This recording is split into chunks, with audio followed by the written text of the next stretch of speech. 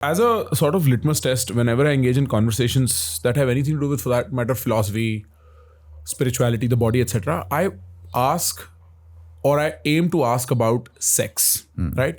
And well, we were discussing earlier about how love is not understood as love, it is understood as this modern manifestation of romantic love, almost as if Romeo Juliet extracted is love, and all other forms of love or whatever, like you people don't necessarily understand. Similarly, I think sex is distorted as well. I think the questions around sex, people have many opinions. What is the position of sex in society? What is the position of sex in someone's personal life? How must one understand sex and sexuality?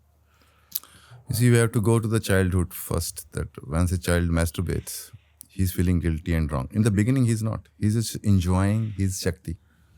Then parents see it, they say, what are you doing? So first trauma happens with your own pleasure and feel of the body. And there you are corrupted. Now, whenever you will engage into that, you will have in the background this thing, I'm not doing something right. Or opposite has happened to the West. From repression to they went to overindulgence. That is still a repression, expressed in overexpression.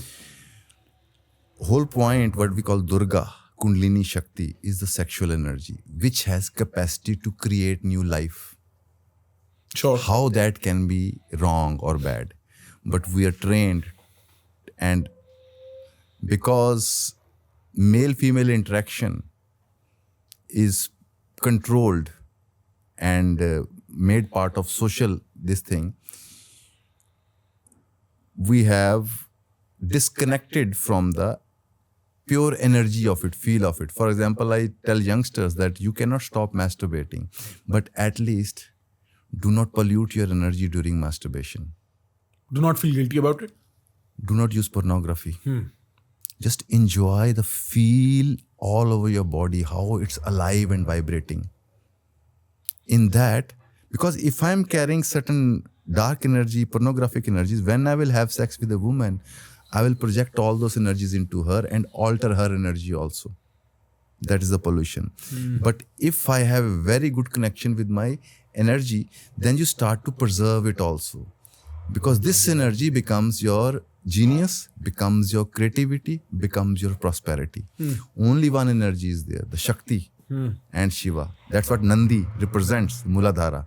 Shiva is riding it. Means awareness, its vehicle is basic Kamurja, the sexual force. That sexual force is the efficiency, the creativity of everything. So the strategy of society is, if your energy becomes contradictory within, you will become a weaker person. You will be easier to control. If you are in good connection with your energy, with your sexuality, you will not compromise. You know yourself as a Shakti, as an energy, not as a psychology, which is about right and wrong, good and bad.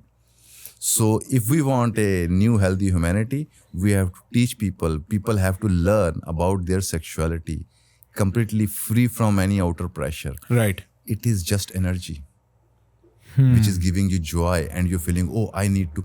Another is ejaculation psychology. Tantra is saying to you that enjoy the circulation of energy. It doesn't want to really ejaculate. When you are sharing with a woman, she receives and gives you energy back. This circulation starts to enliven and expanding your aura. You both become very powerful. In Tantra, ejaculation is allowed only when you want to give birth to a baby. Otherwise, you circulate energy. So a couple, when they go without ejaculation, for example, they can keep on feeling this attraction all the time. Right. That'll be so amazing, oh? Right. But how do you stop? Sex, like 2-3 days, you're saying, okay, don't show me your face. Right, real. But this electric feel will make you very powerful. You know, there were couples in India, 100,000 years back or something, they used to live in one robe, naked. And Indians killed them, shunned them out of the, tantrics were destroyed because they were approaching Shakti directly without any social good, right, wrong. They would interact with each other through energy. But our psychology is, the more ambitious a person is, more he will suffer from premature ejaculation. Because you want to reach goals. You do not know how to just feel and enjoy the energy and circulate it. Same is with anger. Same is with anything. Any pain comes, you want to, oh, this is happening, that is happening. But if you just be with it and feel the vibration of it, you are learning a sustaining power, of containing power. That containing power is what becomes your prosperity and intelligence. So essentially the basic flaw lies in our approach towards sexuality and our own body also. Right. So we see sexuality as this isolated act of animalistic sex, Yes. when in fact it is the combined energy of our body, and that is where the flow of energy sort of begins. It's the flow that allows us to create, which is what makes us so unique. And so first we need a reimagination of what sexual energy is and see it as that. On a personal front, if you are a man or a woman who is ejaculating, do not pollute with pornography, because that pollutes further down the line. Yes. Right? And how much sex should a person be having? Is there, how should one approach sex in their personal life? You see, if you look at sex, what is the essential drive? Essential drive is not the sex we know. It's longing to create. If you want to understand, I gave this example on my talk. If you want to understand what's male psychology, take a deep breath in and hold it. This longing to breathe out is the male sexuality. And female sexuality, breathe out and hold your breath. Longing to take in is the female sexuality. But what this circulation of energies, it has ability to create. So Osho said that if you want to really go beyond sexuality, you have to become super creative in your life. Because when I'm having sex with a woman, it's not about the sensation and the idea of pornography. My energy is now creating. Going to create a baby, but it's another thing, condom comes in between or whatever. Right. But otherwise, it's the drive essentially is to create. So if you understand, let's not call it sexuality, but creativity, then you will see dimensions open up. If you start to dance, if you create more, think of projects and expand your energy, your drive for sexuality, psychological sexuality will disappear. When body needs, like for example, Tantra technique says that, Shiva says, stay in the beginning. Don't go for orgasm, just keep on foreplaying with each other. After 1 hour, you will feel satisfied. But if you have psychology is not into how to release it, then your energy will circulate all over your body. You will be healthier and more vibrant. But what we do is we keep our energies on the Mooladhara. Our other chakras are not open. We are blocked, emotionally blocked. But once sexual energy starts to move inside you, it starts to circulate through your whole system. Many things will come up also. It's like a healing. So that circulation, because the whole river path is blocked. Psychologically, sensually, judgments. So you are kind of looking to release the stress. Because creativity is a power. It can feel like a stress also. Right. But if you know how to, like one meditation which Osho said that first dance together, Right. then sit down, do humming together. So you start to feel other as an energy being. Then start to touch. You will feel a different phenomena altogether. Otherwise, two minds are coming and using their body to create a friction and release energies. This is what we call sex. It's not sex. It's masturbation using the other's body. Yeah. You don't extend out and enter other and circulate the other into you. I kind of follow. And if I were to access my sexual energy in this way, or for that matter, if I were to realize that energy and sexuality have so much to do with each other, your preferred way, like you'd mentioned earlier, was first starting with a little bit of shaking, then this free flow dancing. Is there a specific way to this shaking or dancing? The reason I'm asking this question is, let's say if somebody was to start today and they were to start with this meditation that you gave me, which is first shaking, then dancing. Is there a specific way in which I'm doing this practical aspect of things? Yeah, there is a whole technique with it. There are 4 music steps. First 15, 15, 15, 15. first 15 minutes you shake your body. In a specific way or just randomly like this? No, you have to shake from your legs, whole body you have to shake. Theek. So you have to shake very aggressively. So all the stored energies into your muscular system will start to open up, heat up.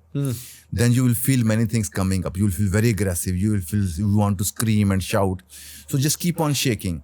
And once energy is awake, then next step you bring it to the expression. Because energy wants expression, not want ejaculation. So you start to dance and express. It will open your creativity.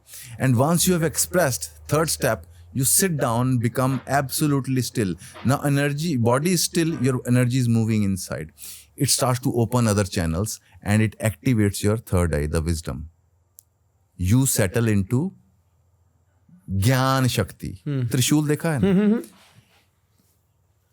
Ichha Shakti is the shaking, awakening your basic energy. Kriya Shakti is the dancing and sitting still is the Gyan Shakti. These three, if you become fluid and flowing, it will take 1 month, 2 months, then you will notice your whole personality is changing. Yes, you have to be watch out. You may become volatile with other people.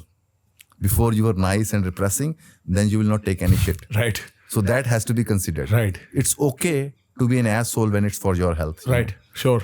Otherwise, you go home and bitch about person for months. You imagine I could have said that to them. Yeah, right. That mindfuck is much worse Right. than just saying, listen, I do not like this. Please do not say it. You will not feel angry. But usko kehne diya. You let him say, and then you go home and mindfuck about it for 2 months. Right. What is the Lesser point? evil is just Right. So this shaking will break the blockages of energy into your meridian system. That's what Ganesh mantra does. If you chant Ganesh mantra, it will open all your meridian points. That's why Ganesh mantra is used before any sadhana. First, your energy system has to be flowing smoothly. And I tell you, if you do all this, then you do Vipassana, you will see a very different, beautiful experience. Because in a deep way, Vipassana is also a bhakti. To be with this and let the beloved move, you just watch and listen. Isn't that bhakti? Isn't that being with somebody, just enjoying the company? But we're doing it Vipassana, watching, going beyond Maya. We have made it an efficiency. Right. Otherwise, just be with and enjoy. That is bhakti. Right. Right. I've also found, in fact, my understanding of love is consequential and unavoidable to silence. Yes. With enough silence, you are automatically filled with love. Yes. Like the experience of leaving Vipassana, or for that matter, talking for the first time after your tremendous, you are just filled with so much love for the cosmos. You know why was that? Why? Non-dual energy in you, which becomes love. Sure. When you're watching, slowly you're withdrawing from your judgments. Now you're pure energy. And by nature, pure energy is Lakshmi, the love. Is constantly expanding and expanding and expanding. That's why they said, I am infinite. Not some thought. Right. You actually feel you're plugged in everywhere. Right. But you have to be present and energy in a non-dual state. Undivided energy. We get divided by our thoughts. So essentially, this Kundalini process is to experience yourself as Shakti, Sure. as pure energy. And we have fears with that. Because there you will encounter your animal. Guys, if you're interested in more content like this, where it actually makes you think and explore how you think inside your head, dude, subscribe, man.